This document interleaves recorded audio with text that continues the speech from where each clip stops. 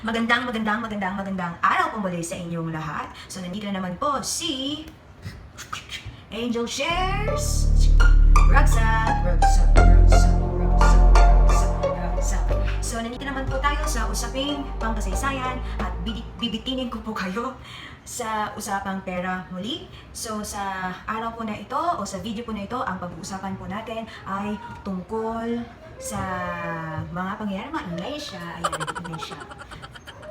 Okay. Ay ko.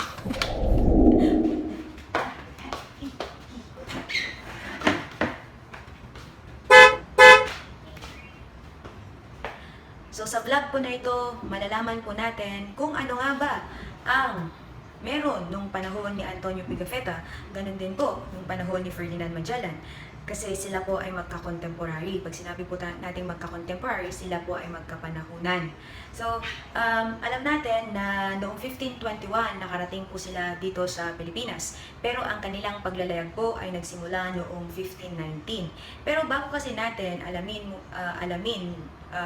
at i-analyze yung mga sinulat ni Antonio Pigafetta, kailangan nating malaman kung ano ang meron ng mga panahon na yon and prior doon sa panahon nila or before 1519 and those expeditions that happened in Spain. Okay, so marami po dapat nating malaman ha, kasi noong mga panahon yon, it's actually the age of exploration. Pero sabi ng iba, but parang it seems also to be the age of exploitation. You explore, you conquered a land, but as time went by, or inevitably, that conquered land or territory would be it's yours to exploit. Pero yun po ang ibang interpretation ng ibang historian. So sila yung nagbibigay ng term and even the objectives and even the period kung saan binabanggit po nila dito na bakit ganito yung mga term, and definitely gina-justify din naman nila kung bakit ito yung mga sinasabi nila.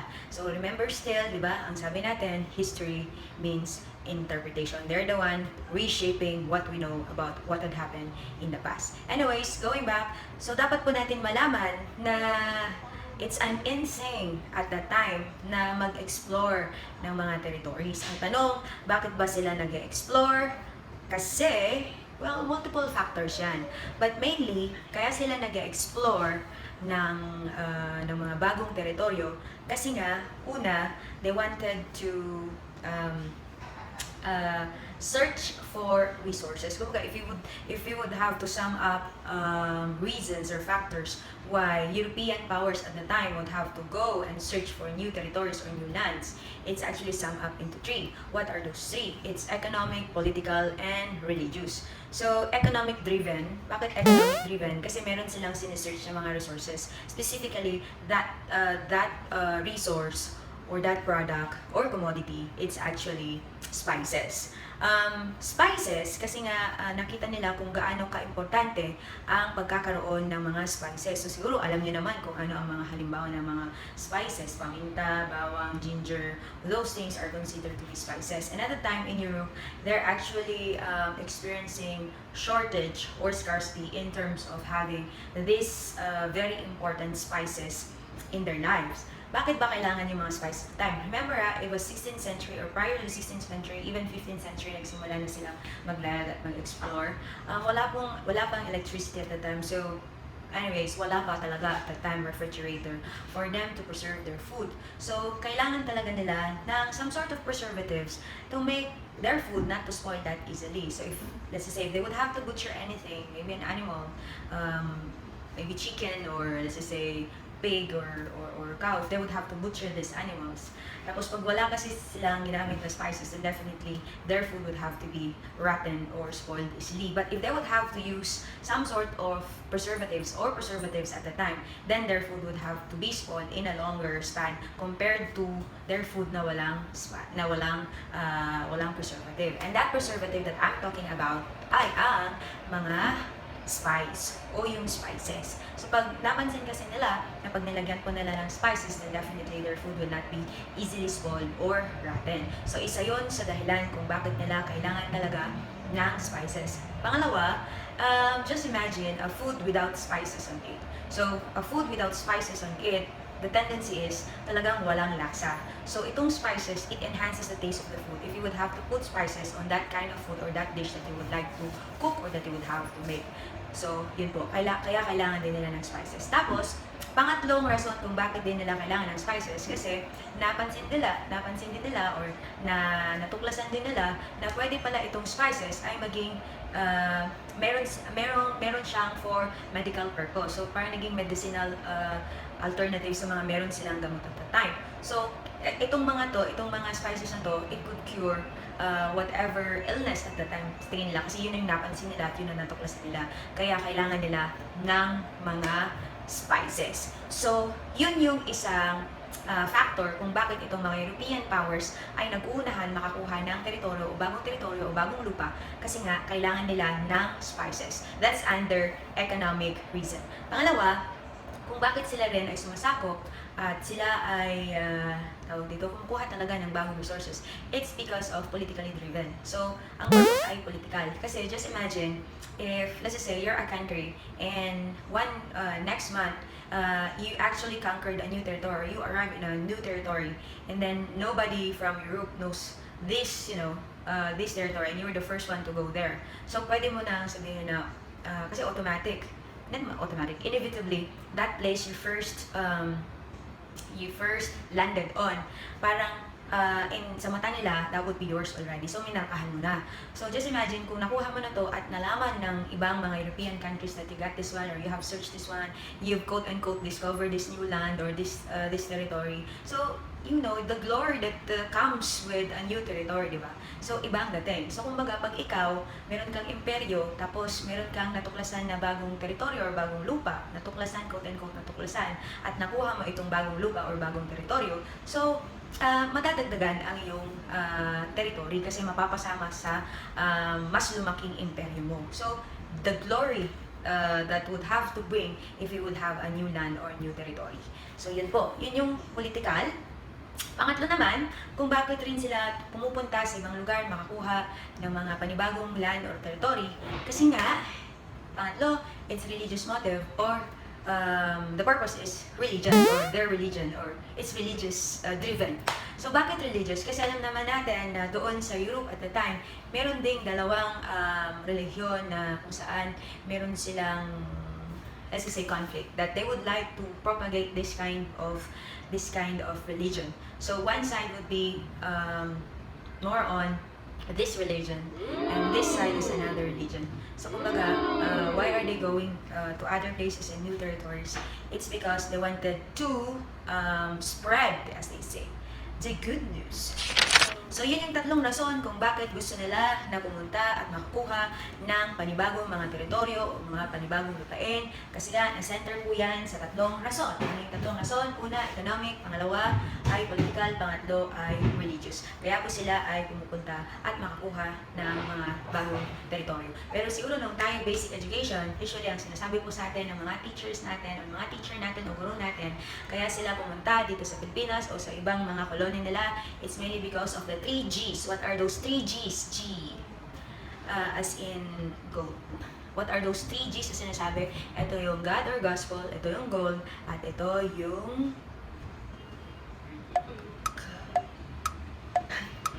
gold. Gold, God or Gospel, and time ulit. Gold, Gospel, and ano ba yung isa? Glory there. Tatlo. Gold, glory, gospel, or God. So, yun yung 3 G's. Pero yan, it's actually economic, political, and religion. So, para mas madali lang yung maintindihan, yun nga, it's gold, glory, gospel, or God. Yun po. So, nung time na yun, hindi lang naman Spain, kasi sinasabi natin ng Spain and Portugal, they're having this competition in terms of, exploring new territories. But at the time, it's not just the two of these countries are actually looking for new territories, but other European powers as well at the time. So kahit ang Great Britain, kahit ang Netherlands at the time, kahit ang Sweden at the time, those European countries are actually going gaga on finding new territories because it means something for them if they would have to go there. At the same time, if they would have to find a new route going to the East or East Indies, then definitely they could monopolize the trade or the spice trade. Kasi ang daanan dati noon ay Silk Road, yun ang kung ano yung dinadaanan nun ng Silk Road, so yun yung way, o kaya yung Italian-Arabic road, kung saan dito dumadaan yung mga European papunta sa Asia, ganun din yung mga Asian papunta sa Europe. Kaso, there was this period wherein lumakas ang power ng mga Muslims na nandun, specifically the Ottoman Empire. And not just the Ottoman Empire, may mga grupo noon at the time sa may Mediterranean area kung saan pag doon ka dumaan, there would be a possibility that you would be taken over by, if it's not the Ottoman people from the Ottoman Empire, it would be the Seljuk Turks or pwede rin yung mga pirata nung time na yon. Kaya there was this kumbaga fear na naramdaman ng mga taga European countries at the time na pag sila dumaan doon, there could be a big possibility that their troops might be annihilated. 90 to 100% or 80% might be annihilated and they might become prisoners of war. Ayaw nilang mangyari yun. And at the same time, pag dun ka, it's very expensive. Pag dumaan ka dun sa dati nilang dinadaanan, Silk Road or that Arabian, Italian-Arabian route. So if you would have to take that one at that time, hindi lang sa very risky sa buhay ninyo as a whole, ito ay very expensive din. So, ang ginawa, may mga bansa na nauna na gumawa at mag-aral, pag-aralan nila, and eventually sila nga nakatuklas ng kanilang daan papunta doon sa East Indies o tinatawag natin na Asia. Kasi bakit Asia? Kasi doon nila alam na maraming spices, specifically sa Moluccas Island, because Moluccas Island at that time is tagged to be the spice island. So doon marami ang mga spices, especially yung pinaka gusto nila noon na spices, nandun it's abundant. So the first country na makakuha ng route papunta doon sa East Indies or Asia, it's actually Portugal. But that doesn't mean that the other countries are not doing anything just to find a new route. Actually, all of which are actually those European countries, they're trying to navigate, they're trying to explore also in search of new land. Diba? Pero ang una kasi, it's actually Portugal. Naging ahead din ang Portugal kasi there was this nobility in Portugal, and this is Henry. Siya yung nagpatayo ng mga maritime schools. So, because of this, that made them edge other countries kasi nga dito naturuan yung mga citizens nila at the time kung paano maglayag, hindi lang paano maglayag, all those nitty-gritties of going, navigating and exploring in search of a new land. So, doon. Kaya, eventually, sila nga yung nauna at nakakuha ng trade route. So, paano yung trade route nila? Actually, ginamit nila yung pinaka-steep ng Africa. Siyempre, hindi naman parang sa isang navigation ay nakuha na nila kaagad yung daan. Force pa ano yan, pa isa-isa. So kumbaga itong isa, ito yung kanilang naging endeavor, ito yung naging success, and then another one na improve lang or mas naging they better they how they call this one? Yung kumbaga nalagpasan nila yung success ng isa. So yun, parang they from there they improve their knowledge with regards to this and all the things that they've gathered from that prior expedition. They obtain it and then they try to process it, and then another insight perhaps at the time set in. Kaya nga, dumating ang panahon na nakuha nila yung tip na quote-unquote discover nila yung Cape of Good Hope. Cape of Good Hope is the southernmost tip of the continent Africa. So nung nakita nila doon, definitely makyat yun malamang sa bundok. Tapos may nakita pa rin vast of body of water sa mga nakita nila. Kaya nung pagbalik nila ulit, ni-report nila yun. So pwedeng ang maging conclusion doon, meron pa pala pwede natin layagin. So yun, so from there, southern tip, the next time na nagkaroon na ng crossing ng Indian Ocean, and then when they crossed the Indian Ocean, voila, they're from Asia already. And yun nga, nakita nila kung saan ulit yung Moluccas or the Spice Island. So having that one, malamang there was this period of time that Portugal monopolized the trading of spices. At malaki ang kinita nila at the time because countries at the time, they lack resources, specifically spices, but this Portugal was actually the one who had this monopoly in terms of spices. Pero, not to be outdone, not to be outwitted, there was this another country who find another road going to the east, or Asia. And that country is Spain. Katabi lang ng Portugal, yung Spain, yung mas malaking bansa na Espanya. So, ang nakatulong sa kanila kung paano sila nakakuha ng panibagong ruta ay ang isang Portuguese din, na ito ay sa katauhan ni Ferdinand Magellan. So Ferdinand Magellan is a Portuguese by birth, but there was a time that they had this conflict. Just cut the story short. They had a conflict between him and the king of Portugal, which is Emmanuel. So because of that, he transferred from Spain to Portugal. So syempre hindi naman madalian na transfer na lang kagad, di ba? So dumaan din sa, kumbaga, there was this, may mga na-meet, tapos meron mga nakilala din from, prior navigations, and then he was convinced, and then yun nga, napunta na siya ngayon sa Portugal. And there was this time that he had an audience with the King of Spain, which is Charles at the time. So when he met Charles, to cut the story short, si Charles pumayag doon sa gustong mangyari or sa proposal ni Ferdinand Magellan sa kanyang paglalayag, na yung kanyang plano na yun, it was actually rejected when he was actually in Portugal.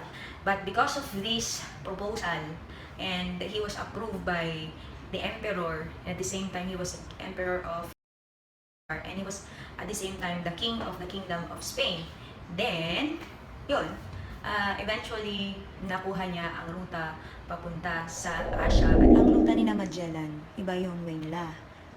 Ibang-iba dun sa way ng Portugal. So, ang way nila from Spain, crossing the Atlantic Ocean. When they cross the Atlantic Ocean, bumaba sila sa bandang South America ngayon, tawag natin South America. Tapos, meron silang natuklasan dun sa southernmost part ng South America na isang strait. And eventually, itong strait na to ay in honor of Ferdinand Magellan, kaya ang pangalan niya ay Strait of Magellan. So, doon sa Strait of Magellan, nung sila cross that one, then that's already the opening. Paglabas nila, that's already the gateway or the gate or the opening to a larger body of water. And today, yun nga, tinatawag natin the largest body of water, and that is Pacific Ocean. So, nung nandun sila sa Pacific Ocean, they're very brave enough, although the crew members, most of his crew members of Magellan, somehow they're, natakot sila. At the same time, kasi uncertain sila eh. Unang beses ba nilang i-chart yung uncharted na body of water. So, pero itong si Ferdinand Magellan, he motivated his men to still go through. So, for how many months na nagstay sila doon?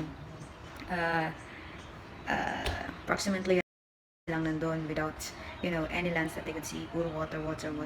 Till such time that they arrive in one island, Marianas Island, where nandun nga lang masaklap kasi pinagnakawan sila doon ng mga ships. At yung iba pa, kaya tinawag tuloy ni Ferdinand Magellan that island, it's Ladrones Island, ang tawag ay Island of the Thieves. But after that one, after 10 days, that was March 16, 1521, they've seen already an island, and that island is actually in Samar. So, there. Yun ang way ni Ferdinand Magellan kasi nga naniniwala siya na makakapunta siya sa east through west kasi naniniwala siya na ang mundo ay bilog. Kahit namatay siya sa Battle of Mactan, yung kanyang mga ibang crew led by Sebastian del Cano ay nakabalik sa Pilipinas, and that made the expedition successful because it circumnavigated the globe. And because of that, it has an impact. Malaki ang naging impact niya. Una, it solidified that the world is round. Kasi nagkakaroon na dati ng, kumbaga, parang debate na din at the time, although the notion before the time, the earth is flat. But because of Magellan's expedition, it solidified that the world is round. Kaya yun. So yun ang meron noong panahon bago po pumunta, at ano rin yung mga naging rason bakit napadpad dito sina Ferdinand Magellan. Ganun din ang kanyang chronicler na si Antonio Pigafetta. At muli, maraming salamat sa inyong panonood dito sa Angel Shares. Ragsak! Ragsak. Kailan nakasahin yung ragsak.